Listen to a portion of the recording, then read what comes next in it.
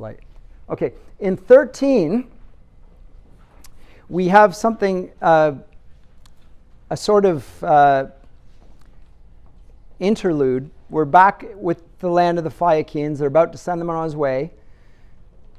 And we find that, again, Demodocus, the divine singer have not mentioned by name thus far, he's one of the singers, an epic singer, singing of the deeds of the Trojan heroes and so forth, presented there just like Homer, telling these great stories. And they carry him all the way to Ithaca, and they land there. And when they land there, they leave him there asleep, but they give him strict orders, or at least not they, but Athena.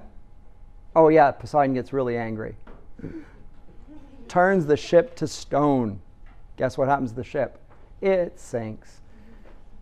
And they go back, and then there's a big fight amongst the gods, and there's a sort of a reckoning for what's going to have to happen.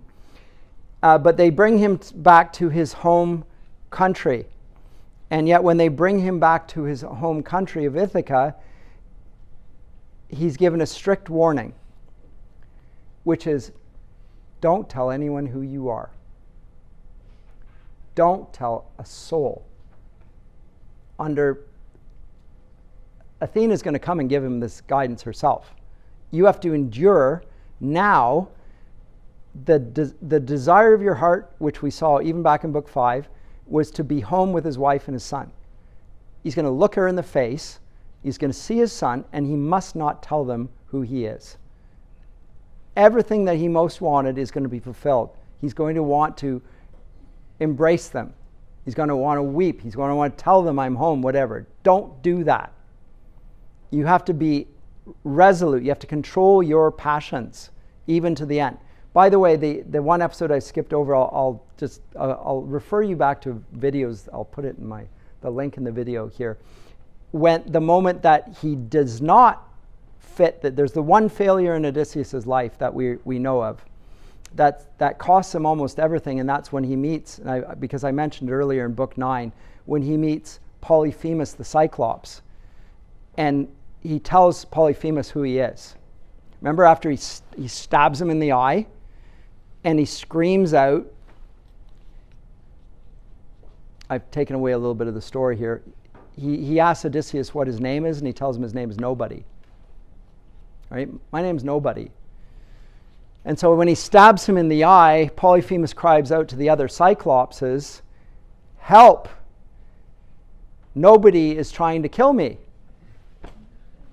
And the other Cyclopses say, oh, well, if nobody's trying to kill you, I guess we can go back to our beds, and they just leave him alone.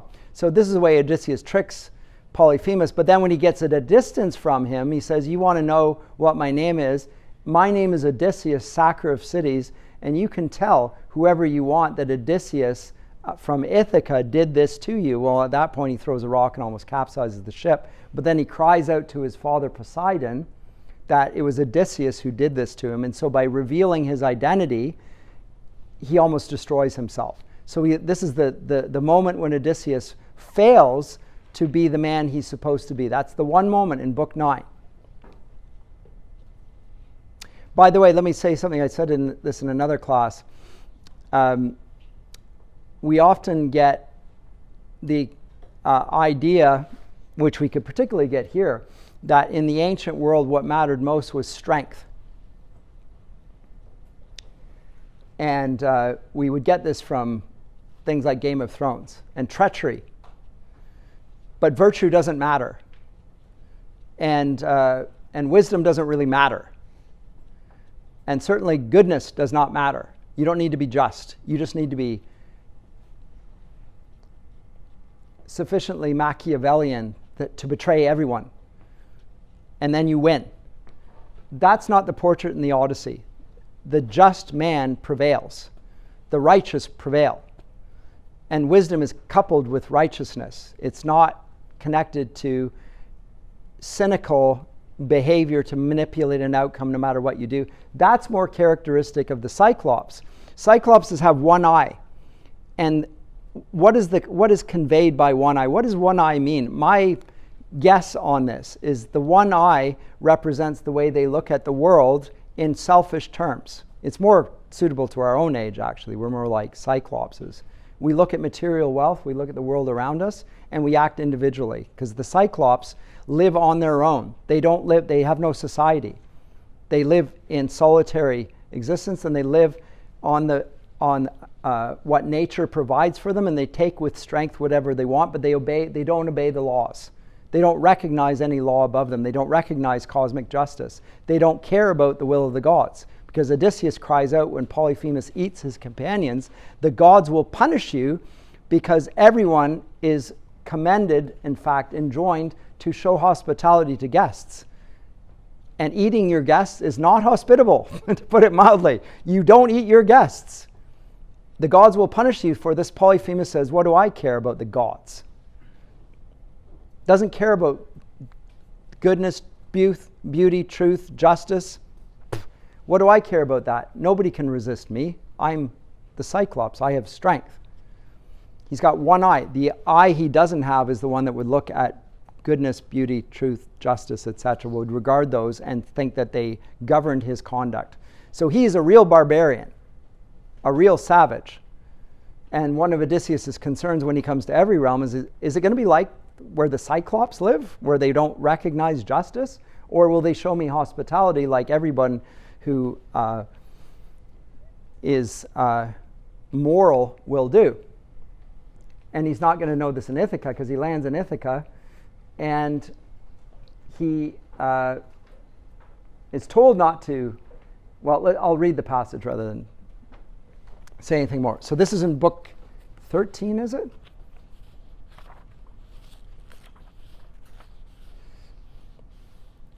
Uh, 225. Yes. 221. Now Athena came near to him, likening herself in form to a young man, a herdsman of sheep, a delicate boy, such as the children of kings are, and wearing a well-wrought shawl in a double fold over her shoulders. Under her shining feet she had sandals, and in her hand she carried a spear. Odysseus, in joy at the sight, came up to meet her, and spoke aloud to her, and addressed her in winged words, saying, "Dear friend, since you are the first I have met with in this country, I give you greeting.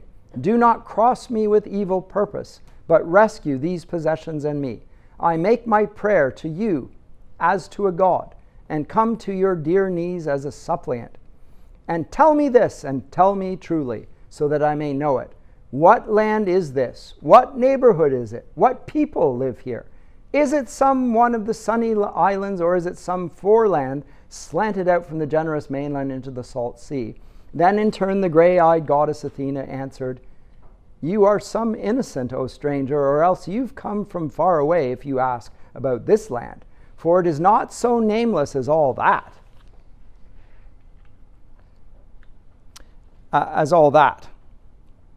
There are indeed many who know it, whether among those who live near the east and the sunrise, or those who live up and away near toward the mist and darkness. See now, this is a rugged country, and not for the driving of horses. But neither is it so unpleasant, though not widely shapen, for there is abundant grain for bread grown here, etc., etc. This is the Achaean country. And its name is Ithaca, line 248. In other words, he is home. So she spoke.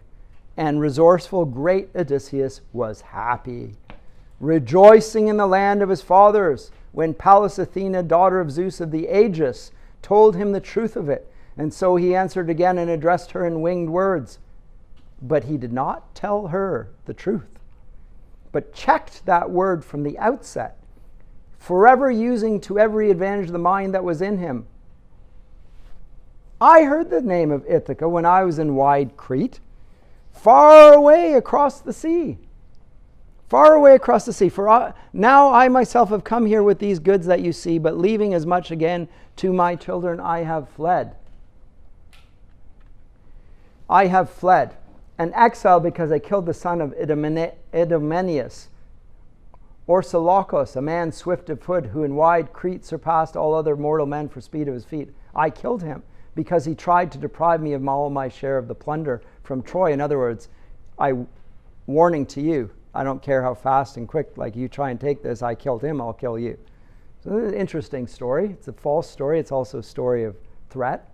And for the sake of it, my heart suffered many pains, the wars of men, hard crossing of the big waters. For I would not do this, his father favor and serve as his henchman in the land of Troy, but I led others of my own falling. So he gives a big fat lie. So he spoke.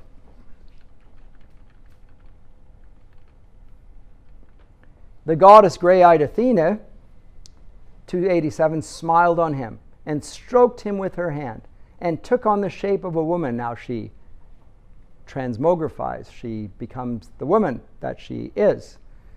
So beautiful, both beautiful and tall and well-dressed in glorious handiworks, and spoke aloud to him and addressed him in winged words, saying, it would be a sharp one and a stealthy one who would ever get past you in any contriving, even if it were a god against you.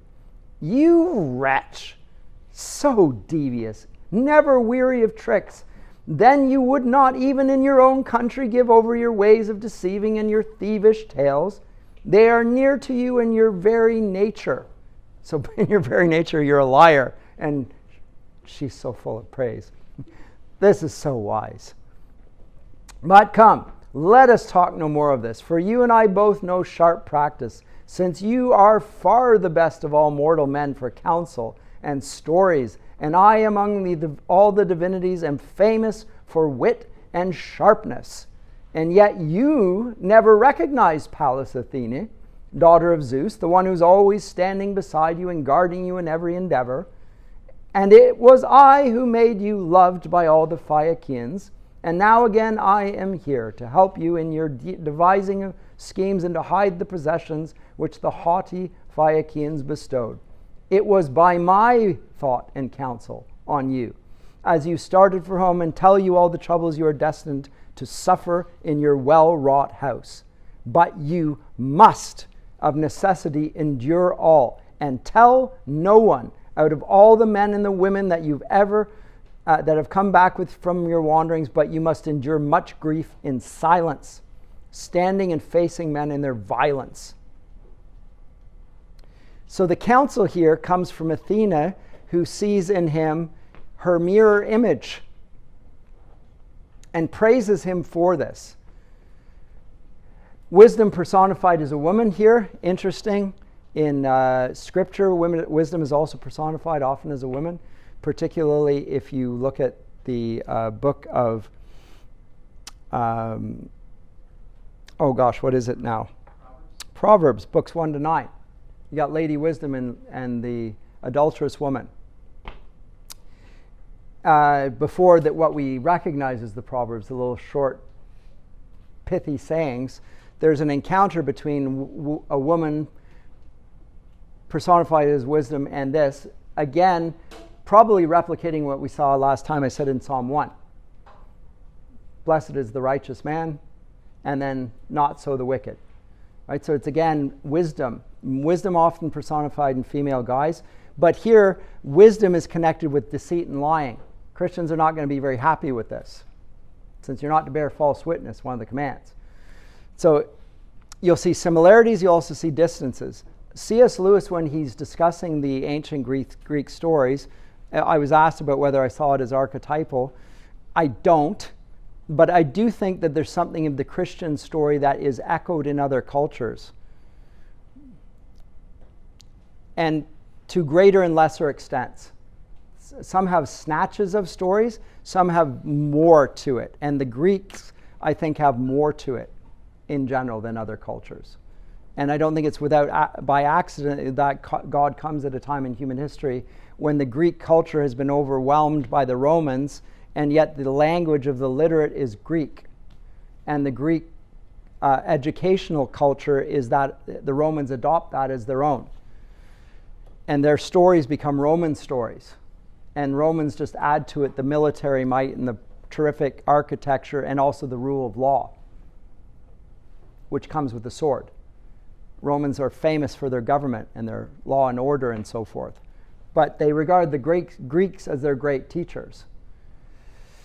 So there are differences there, but also great similarities. Anyway, that's the portrait of Athena. I think a little bit surprising for most of us that wisdom for the Greeks is so interconnected with lying, such that I don't even think we see a difference between lying and being wise.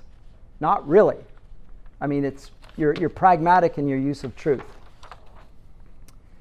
Let me skip over that. And any comments about that? So I just wanted to cover that encounter. And again, he brings back many treasures, but he has to bury them at this point.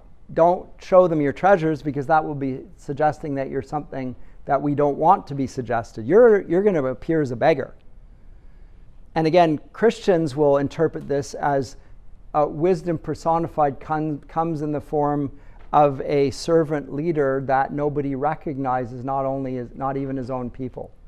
And they will despise him, they'll beat him, and so forth. So there will be something of an analogy for the life of Christ in this. And the suffering, and the persistence, and the not revealing of the truth to anyone until it's time. So the concealing as well as the revealing. Don't reveal until the time is right. Jesus will conceal his truths from those who are perishing. He will reveal it to his disciples in time, but only in time, when they slowly start to understand who he is, etc. You remember that when Jesus meets a blind man, it's the only time his miracles fail. He puts mud on his eyes or spits in his eyes, and he asks him what he sees, and he says, I see men like trees walking around. And then he does it again, and then he can see clearly. But it's in the middle of a sandwiched interlude in which Peter says to Jesus that he's the Christ. Peter says, who do you say I am? And he says, you're the Christ. And he says, okay, don't tell anyone. And then this passage with the blind man with his eyes being revealed. And then after that, Jesus tells his disciples that he's going to go on and be crucified. And Peter then rebukes him. And Jesus says to Peter, get behind me, Satan. Okay, so this is within a few lines of that gospel narrative where Peter says something right for the first time ever. Jesus praises him for, you're the Christ. He says, all right, good. Now you don't tell anyone that. Because he realizes he has no idea what that means. Because in this story of the blind man who takes 2 tries at finding out who his identity is, Peter is going to have to he's like the blind man in the first instance. He knows that he's the Christ, but he doesn't know what the Christ is going to have to do, which was revealed when he tells him what the Christ is going to have to do, which is to go and die for his sins. And Peter says, no way. You're not going to do that. That's the wrong thing. And then he tells him to get behind him. Same sort of dynamic here. There's a concealment until it's time for the truth to be revealed. That's also in this story to some degree. I don't know if you ever noticed that in that gospel account. If not, go back and look at it. It's really interesting, the sandwiching of the tale, the narrative in there, and Peter's confession around that. So you're the Christ? Hooray! You got that right? And then get behind me, Satan. The funniest day of Peter's life. Got it wrong and then was called Satan. Or got it right and then was called Satan. Terrible. Here we have, let me say something about the strategy of the narrative thus far. First of all, Ithaca, as we saw at the beginning of the narrative, is a totally inverted world. It's upside down because of Poseidon's intervention. It's a place of injustice. Those men that are governed by their appetites, who observe no justice, rule over it. Penelope is holding the men at bay through her cunning and her deceit, but her son is unable to do anything about it, and there's no way of overruling the injustice. Odysseus is far away from home, and everything has become violent and disordered. There's no punishment for eating your host out of house and home. No punishment, although it's scandalous. Sleeping with his maids, trying to take his wife. And the dramatic irony of the story is that Odysseus, even though he comes home, can't immediately implement justice. Even then, when he's got back home, it's not yet time. And he has to disguise himself as a beggar and not let anyone know who he is. And what we're going to find in the stories that we read about in chapters 14 and onward, I'll get to some of them next time because I'm not going to get to them right now, is that there are a few scenes where his identity is revealed. A few characters happen to recognize him. One of them is his dog. Look for that one. His dog remembers him. Another is Eurycleia, who nursed him on her breast. She's a wet nurse. The aristocrats would have nurses that would, so she weaned him on his breast and remembers the story of how he got a scar on his leg. She remembers the story. She sees him and you look a lot like Odysseus used to look. She says, yeah, woman, a lot of people say that. And he comes up with a cock and bull story of how this came about. But then while she's washing him, the scar on his leg is revealed and she knows the wound. I mean, he looks exactly, and he's got the scar, and the scar reveals who he is, and she's about to call out his name. So there's a couple of moments when the truth is revealed and he has to cover it up, even under the threat of violence. But what he's doing by coming as a beggar is undertaking a reconnaissance mission of discernment. He's trying to see how bad people really are in his absence. Who is worthy? Who, even though there's been no justice, who has continued to act justly and in a worthy fashion, and who has really merited death? And he's going to have this look, and the way he's going to do it is by, nobody cares what a beggar sees. They're nobody. If he came in as an aristocrat, people want to look good for aristocrats. Even if he didn't come as Odysseus, people don't want to do bad things in front of aristocrats. But if you're going to show yourself up as a beggar, people just think you're so low that I don't actually have to pretend to be anything that I'm not. So you can actually see them as they are. You can see the hypocrisy. And the first person he comes to, and I'm going to really focus on him next time, is the man who's the lowest on the social totem pole. His name is Eumaeus, and he's a swineherd. He looks after the king's pigs. And he's a slave. And he's in the lowest social rank, which you would have thought would lead him to, when the master's away, to be rejoicing and to do whatever he wanted to do. But we find that he's the most loyal man in the kingdom. And he gives hospitality to the beggar who comes in and lets him sleep in his own bed. Even though he, as the man at the bottom of the social ladder, could actually look down on him, but he does the right thing. And so Eumaeus is praised to the heavens, not by Odysseus, but by Homer. Homer points out to Eumaeus, he says, Eumaeus, my swineherd, you are a just man. So again, Homer is teaching us about the conduct not only of the aristocrats, but about aristocratic conduct. The best conduct can be found even in the slaves, and he presents it that way. And not only does he treat the beggar well, he's been like a father figure to the son, Telemachus. Remember I said he had no father, and he did not. But the one man who did act as a father is the man who had no social rank whatsoever, a man who was taken as a child in slavery. Probably knew what it was like to be brought up without a father, and guess who treated him as a father? Odysseus. He was a father-like figure to Eumaeus. So it says something about the character of Odysseus. Yes, this was his slave, but he treated him like a son.